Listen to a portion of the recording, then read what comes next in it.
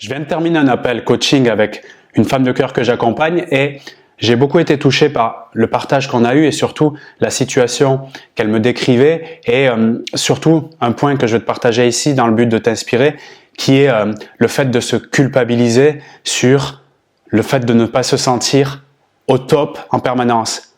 Je vis une relation qui s'est mal passée, peut-être soit j'ai été quitté, soit je découvre un visage qui est différent de ce que j'avais imaginé par rapport à cet homme, à cette situation, à son expérience.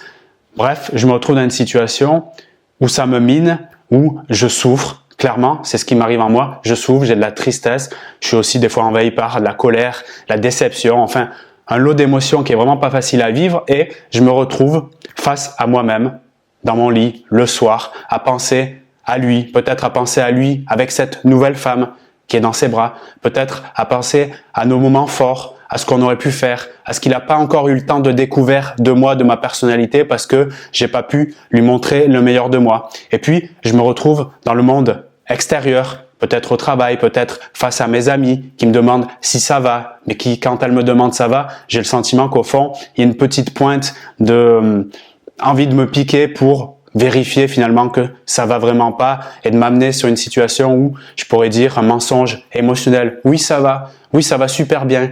Ce mensonge émotionnel, il est terrible et il part de cette croyance qui peut-être moi-même, sans m'en rendre compte, j'ai pu l'introjecter à travers des contenus et je veux alors, dans ce cas-là, rectifier ce cas, mais en tout cas, une croyance que tu peux voir, il suffit de se connecter aux réseaux sociaux, Instagram, etc. pour voir que du positif, de la joie, de la lumière, des voyages merveilleux, des belles tenues, des bons trucs à manger, un régime healthy, etc., etc. Comme si tout était beau, tout était rose pour la vie de chacun. En gros, cette croyance qui consiste à penser que je dois me montrer toujours sur mon meilleur jour, quoi qu'il arrive, et particulièrement quand ça va pas dans ma relation amoureuse. Et de croire que c'est grâce à ce mindset, cet état d'esprit, que je vais tout dévorer dans la vie, que je vais tout réussir, que tout va se passer bien pour moi. C'est exactement le contraire qui se passe. Je peux faire croire à qui je veux que ça va bien, et encore, c'est une illusion à mon avis de croire que la personne va croire justement que ça va bien quand je lui dis, parce qu'elle va sentir en fait ce que je ressens. Après, encore une fois, certains, et c'est là que tu vois les vrais amis d'ailleurs, vont s'amuser ou non à te piquer là-dessus, et dans ce cas-là, tu verras si ça vaut le coup, si tu as cette conscience-là de garder ce cercle social. Mais quand dans le présent, je vibre le « ça va pas », je peux déclarer tout ce que je veux qui est différent de cela. C'est pas ça qui va me faire bouger les choses. Au contraire, ça va m'amener à de la culpabilisation. La culpabilisation de me dire que j'ai entendu dire et j'ai cru ça fortement à l'intérieur de moi que tout doit aller bien tout le temps. Je dois poursuivre la joie comme objectif absolu en permanence, comme si là devant moi, ce soleil qui est merveilleux durait tous les jours de toute l'année. Alors bien sûr, le soleil au fond, il est déjà là, mais il y a les nuages qui vont se mettre par-dessus, parfois l'orage, parfois la pluie, et c'est la nature. L'humain, il fait partie de la nature. Donc l'humain, il a aussi des cycles, il a aussi des saisons. Et on a notre météo intérieure. Et particulièrement, encore une fois, dans ce qui nous concerne, des relations où c'est un moment triste, un moment de rupture, un moment qui n'est pas évident à vivre, d'accepter cette idée plutôt que de la nier, plutôt que de la refuser, plutôt que de la rejeter.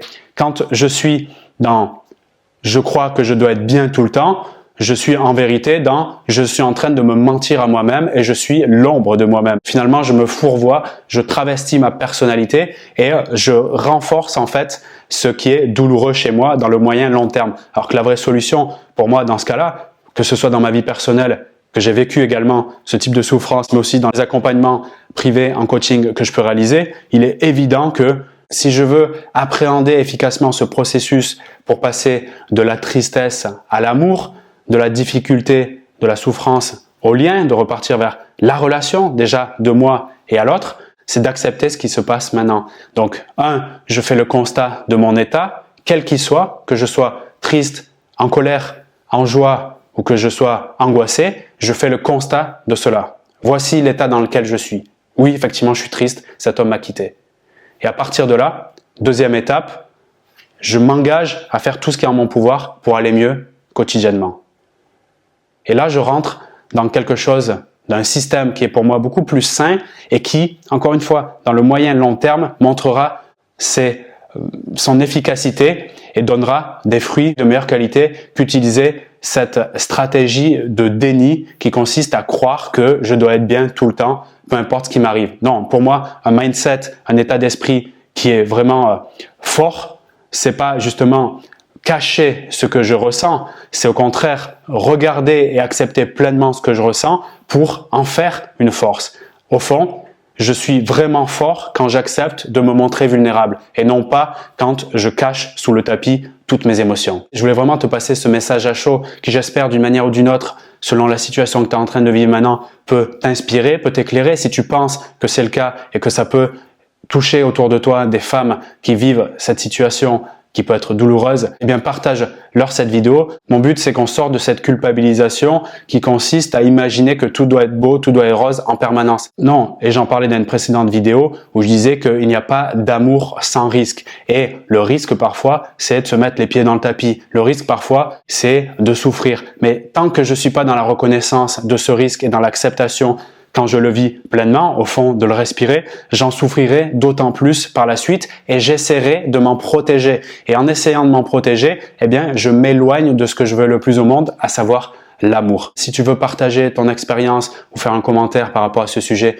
tu es la bienvenue dans la zone commentaire sous la vidéo. Et avant de te quitter, je te rappelle que le programme de référence en communication que j'ai nommé Connexion Profonde est toujours disponible dans ses meilleures conditions. C'est le programme qui va te permettre de changer cette fixette sur l'engagement dans une relation qui te fait faire des pressions sur le résultat, de l'enjeu, de l'angoisse et qui stresse même ton potentiel et ton futur partenaire.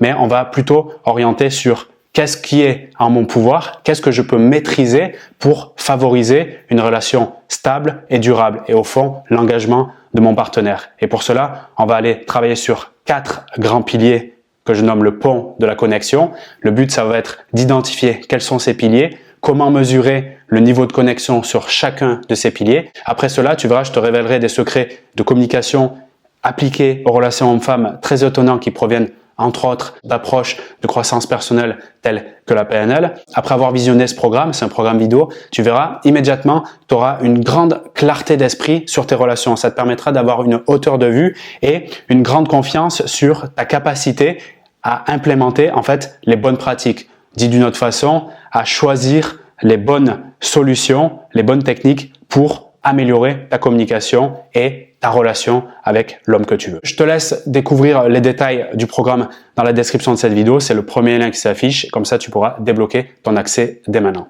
Merci pour ton écoute. À très bientôt. C'était Vincent.